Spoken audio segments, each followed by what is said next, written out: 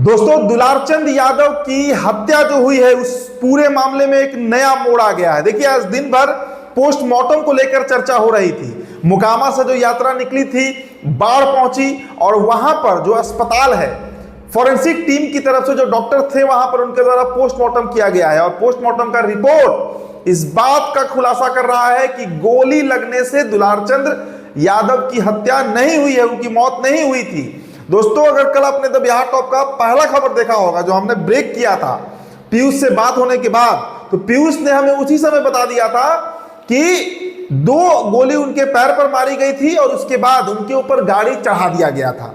अब जो खुलासा हो रहा है, जो पोस्टमार्टम का रिपोर्ट आ रहा है, वो आपको हम बताएंगे। और 3 एफआईआर जो है वो दर्ज कराया गया है, उसके बारे में भी आपको हम बताएंगे। लेकिन पहले आप ये जान लीजिए कि दरअसल पोस्टमार्टम की रिपोर्ट में डॉक्टर्स ने जो बातें कही हैं उसके अनुसार गोली तो लगी है। देखिए, मृतक का पोस्टमार्टम 3 डॉक्टरों की टीम ने किया है, जिसमें डॉक्टर अजय कुमार भी शामिल हैं। डॉक्टर अजय कुमार ने बताया कि दुलारचंद यादव के पैर में एंकल जॉइंट के पास गोली लगी थी, गोली पैर के आर पार हो गई थी, लेकिन यह जख्म ऐसा नहीं है जिससे व्यक्ति की मृत्यु हो जाए। मतलब जो ठेवना होता है, जिसे एंकल कहते हैं, उस ज्वाइंट पर लगा था और गोली आर पार हो गया था, लेकिन उसके कारण मौत नहीं हुआ है। मौत के कई कारण हैं। हो सकता है कोई गंभीर उनको चोट लगी हो, जिसकी तरफ पीयूष भी कल इशारा कर रहा था। पीयूष ने बताया मुझे पर्सनली, उन्होंने फोन पर मुझे बताया था कि गाड़ी उन पर चढ़ा दिया गया था। थार तक का जिक्र उसने किया था, कल ही हमने वीडियो में इसका जिक्र किया था। डॉक्टर ने आगे बताया कि शरीर पर कई और जख्मों और खरोचों के निशान मिले हैं, ज्यादातर घाव छिलने जैसे हैं।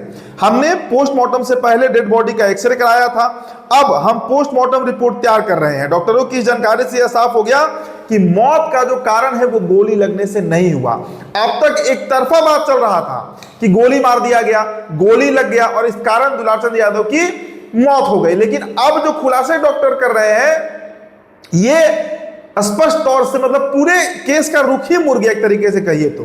चर्चा कुछ और हो रही थी और घटना कुछ और घटी है। मतलब उन्हें आंतरिक चोट लगी है या क्या हुआ है, इसका अभी तक कोई खुलासा नहीं है, लेकिन गोली लगने से मौत नहीं हुई, ये इतना पक्का हो गया है।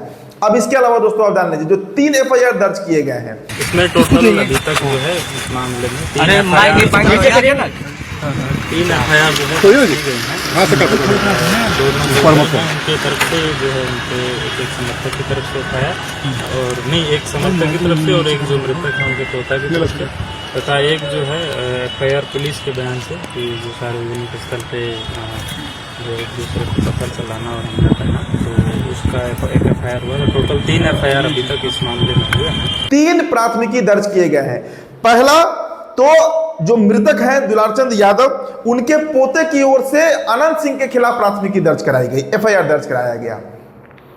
ये इसका चर्चा कल ही हो रहा था। अब दूसरा जो है दोस्तों, वो अनंत सिंह के पक्ष की तरफ से कराया गया है, जिसमें 6 लोगों के ऊपर एफआईआर कराया गया है और कहा जा रहा है कि वो सूरजभान सिंह का जो गैंग है उसके ऊपर एफआईआर कराया गया। उसके पोता के द्वारा एफआईआर किया गया, उसमें टोटल 5 अभियुक्त जो है बनाए गए हैं। जो दूसरी तरफ से अब आवेदन जो है दिया गया, उसमें टोटल 6 अभियुक्त बनाए गए हैं। हालांकि देखिए, 2 लोगों की अब तक गिरफ्तारी भी हो चुकी है और लगातार छापेमारी जो है वो प्रशासन इस मामले में कर रही है। चूंकि हादसा तो बड़ा है, अब तो कई वीडियो वायरल हो चुका है। खुद दुलारचंद यादव जो ईटा फेंक रहे थे, जो पत्थर फेंक रहे थे, उसका भी वीडियो वायरल हो गया है। आपने वो वीडियो अगर नहीं देखा तो अपने स्क्रीन पर अब नजर डालिए। देखिए, ये तस्वीर पहले आप देखिए। दुलारचंद यादव खुद धोती पहने हुए हैं, ऊपर गंजी पहने हुए हैं और उसी अवस्था में वो दौड़ रहे हैं और दौड़कर पत्थर चला रहे हैं। वो तस्वीर भी वायरल हो गया है। तो इस पूरे मामले में अब तक 2 लोगों की गिरफ्तारी हो चुकी है और जो केस दुलारचंद यादव के पोते ने किया है, उसमें अनंत सिंह समेत 5 लोगों पर एफआईआर दर्ज कराया गया है, जिसमें रणवीर और करमवीर भी है, जो अनंत सिंह के भतीजे बताए जाते हैं। और तीसरा जो एफआईआर है दोस्तों, वो खुद प्रशासन ने किया है। मतलब प्रशासन ने अपनी तरफ से ये एफआईआर दर्ज किया गया है, जिसमें ये पूरा मामला, जो जिसे खबर हमने आपको सुबह बताया भी था। अब देखिए, पुलिस ने अब तक 2 आरोपियों को गिरफ्तार भी किया है। एसपी विक्रम साहा के अनुसार घटना के वीडियो फुटेज के आधार पर 2 आरोपियों की पहचान की गई, उन्हें गिरफ्तार किया गया है। बाकी आरोपियों की तलाश में लगातार छापेमारी चल रही है। उन्होंने कहा कि फिलहाल मौत का सही कारण पोस्टमार्टम आने के बाद ही स्पष्ट हो पाएगा। देखिए, मामला जो है वो अब बिगड़ चुका है, इसे जातीय रंग भी दिया जा रहा है, कई तरह की बातें अब निकलकर सामने आ रही हैं। लेकिन सबसे ऊपर न्यायालय है और कानून है, क्योंकि जब इसकी पूरी जांच होगी, क्योंकि अभी तो ये आचार संहिता लगा हुआ है, लेकिन प्रशासन के ऊपर भी सवाल इसलिए उठ रहा है क्योंकि आचार संहिता के समय जो लाइसेंसी हथियार होता है उसे भी जब्त कर लिया जाता है, और गैर लाइसेंसी हथियार का तो कहीं कोई मसला ही नहीं है।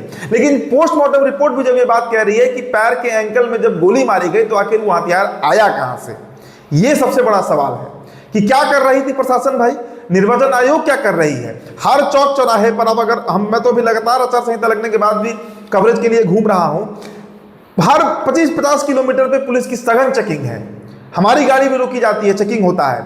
लेकिन ये कैसा भाई मोकामा में हो क्या रहा है कि वहां पर गोली मारा गया, ठीक है गोली से मौत नहीं हुई लेकिन गोली तो मारा गया, वो हथियार कौन सा है, इस पर सवाल उठने लगा है। देखिए आपको बता दें कि जो जदयू की तरफ से प्रत्याशी हैं, उम्मीदवार है आनंद सिंह, उनके और जनसुराज के प्रत्याशी पीयूष प्रियदर्शी के बीच खुली भिड़ंत हुई थी, जिसमें दुलारचंद यादव की मौत भी हो गई। और इस वारदात ने अब राजनीतिक रंग भी ले लिया है और लेगा ही, क्योंकि भाई यहां पर दो जातियों की एक तरीके से कहिए तो अब ये परसेप्शन बन गया है कि अगड़ा और पिछड़ा की लड़ाई। बड़ा सवाल यह है दोस्तों कि देखिए हादसा तो हो गया, लेकिन आनंद सिंह इस तरह का अगर कर्म करेंगे, इस तरह का कांड करेंगे तो उससे फायदा किसको होगा। सूरजभान सिंह के ऊपर भी एलिगेशन लग रहा है, क्योंकि दुलारचंद यादव जब से पीयूष का समर्थन कर रहे थे और लंबे समय से कर रहे थे, इसका तो प्रत्यक्षदर्शी मैं भी रहा हूं। जब हम मोकामा गए थे 4 दिन पहले तो उस दिन भी दुलारचंद यादव जो है वो पीयूष के लिए कैंपेनिंग कर रहे थे।